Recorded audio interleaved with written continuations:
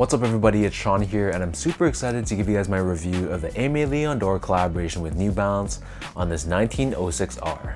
Today's video is sponsored by Heflux. When it comes to sneakers, comfort is king. So when you buy a pair of shoes and find out they're uncomfortable, one of the easiest ways to fix that is to swap out the insoles. So that's where Heflux comes into play. If you check out their website, which I've linked down below in the description box, you'll see they sell a variety of eTPU insoles, which pretty much is the same material you'll find inside Adidas Boost. So if you guys are curious to try a pair for yourself, be sure to use the code SEANGO at checkout and take 15% off your entire purchase, and be sure to tell them that I sent you. So this here is the upcoming collaboration between New Balance and Aimé Dore for the first time on the 1906R silhouette. So I was able to grab a pair early through Slam Jam. For some reason, they posted this shoe online on their website and it sold out pretty fast. So because of that, I don't know what the official price for this shoe will be on New Balance and ALD's website, but I paid around 215 Canadian dollars, which is a small markup over the standard 1906R price, which is 195 Canadian dollars. So if I had to throw out a guess, I'm thinking that the price for this shoe in the US will probably be around 170 to 180 US dollars. And the colorway for this shoe, again, not official, but I'm calling it the green, cream, and silver colorway. So first things first, here's a quick look at the box. So this comes in a custom box for this release. It's built out of a pretty sturdy cardboard in this green color, and we have this accent of gold on the edges. So right in the center, we have both the New Balance logo along with the ALD flower, and something that came a bit of a surprise to me was that inside the box, it also comes with this dust bag, which has a very nice suede-like feel to it to the touch, and on the corner we have once again the New Balance and ALD co-branding. As far as the shoe goes, so this is your classic 1906R silhouette, and there's not too much change from this shoe, aside from some small subtle touches that are nod to ALD. So taking a look at the toe box, the majority of the upper of the shoe is constructed out of this open style mesh in this cream color. Right above this in the middle, we have this synthetic silver leather with the outline of the New Balance N logo in black. And then overlaid on top of the toe box, we have this asymmetrical overlay of synthetic leather, and this is done in a combination of dark and pale light green. Overlaid on the outer edge of the toe box, we have this synthetic white colored leather, which gives you an added level of durability for the front of the shoe. And then moving downwards, you'll see that the middle two eyelets are constructed out of this green colored canvas-like material, and these two strips actually run down to the very bottom of the upper of the shoe, crossing through the New Balance N logo in the middle. So this is what New Balance calls their N-lock technology. So you can imagine when you tighten up the shoe, it basically pulls up and tightens up these two straps, giving you added lockdown and more of a secure fit around the midfoot area of the shoe. And as far as the New Balance N logo, this almost looks like it's done in a rose gold sort of finish, which I thought was a really nice touch. Underneath this, we have more of that open style mesh in that same cream color, and we have more overlays of the synthetic silver leather, and on the lateral side only, we have 1906R branding.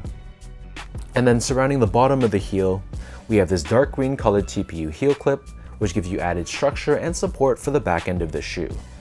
Right in the middle, we have this gold colored New Balance branding, and on the very top of the heel, we have these three gold colored horizontal stripes, which is actually made out of a reflective 3M material.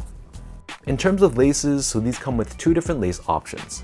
The standard or default lace are these crinkled wavy style laces done in this cream color, matching the color of the mesh perfectly. But if you're not feeling these laces and you want to give the shoe a little bit more pop, they also give you another pair of crinkled laces, but this one is left in more of a pure white color. Underneath this, the tongue is covered in that same open style mesh, and running down the center of the tongue, we have a synthetic leather overlay with New Balance running branding, and on the very top of the tongue, we have this very subtle ALD branding in the form of the ALD flowers. The back of the tongue and the interior liner of this shoe, this is lined in a very soft green colored terry cloth-like material, which almost feels like suede to the touch. And now actually looking at this part of the shoe on second thought, this is the exact same material and color of the dust bag inside the box. As far as the insole goes, so these come with a very well padded foam lined insole, and it's covered in this green color textile on the top. And then stamped on the heel, we have both New Balance and ALD co-branding in gold. So the upper of the 1906R uses the exact same tooling as the 2002R, both of which were taken directly from the New Balance 860 V2 silhouette. So this midsole is constructed out of Absorb and Absorb SBS, and it's primarily painted in white, but we have this green hit on the top on the forefoot. In addition to these technologies, New Balance also uses energy technology, which is visible on the lateral side of the heel, and these gel-like pillars are here to help with impact protection and shock absorption. Finally, turning this pair over to the bottom, so this is your standard 860 V2 outsole, and it's constructed out of a combination of black, gray, and white colored rubber. We still have that same diamond-shaped traction pattern on the forefoot, along with these grooves to give you added flexibility.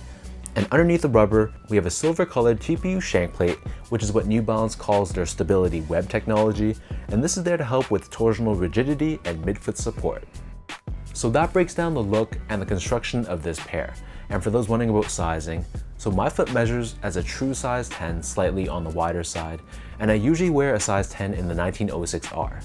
So I got these in a size 10 and they fit me well in a nice snug way. If you compare the fit of these to, for example, the refined future 1906Rs or 1906Ds, those pairs fit noticeably roomier compared to these. So this is much more of that original snug fit. So if you have a narrow, normal, or slightly wide foot and you don't mind more of that snug one-to-one fit, go true to size. But if you have a really wide foot, you might want to consider going up a half size, because I can definitely see these fitting snug for all my wide foot viewers out there.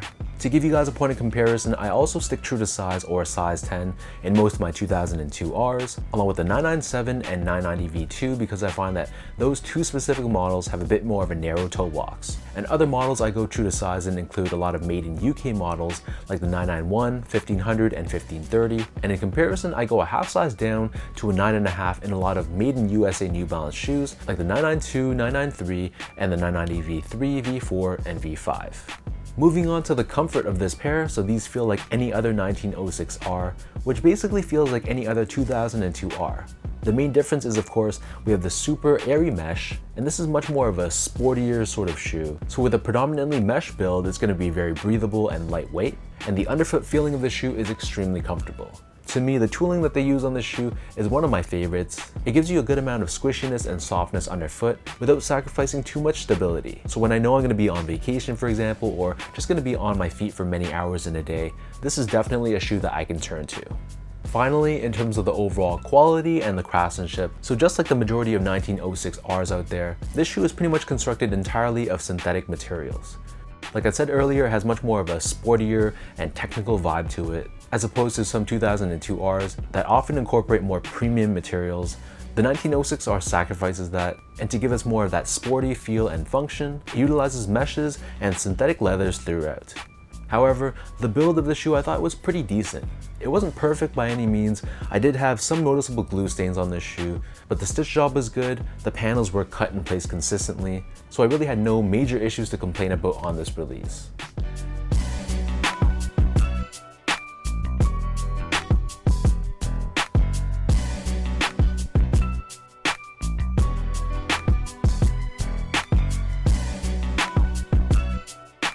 So with all that out of the way now, let's toss these on feet. I'll lace them up and I'll show you guys how these look.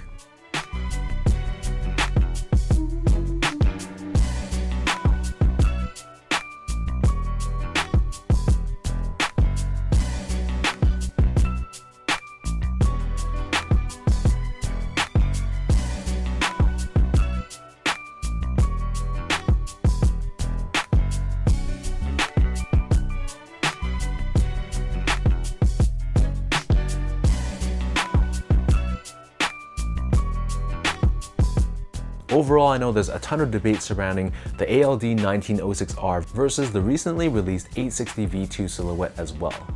Both share the exact same midsole and outsole, and it comes down to personal preference on which upper you prefer.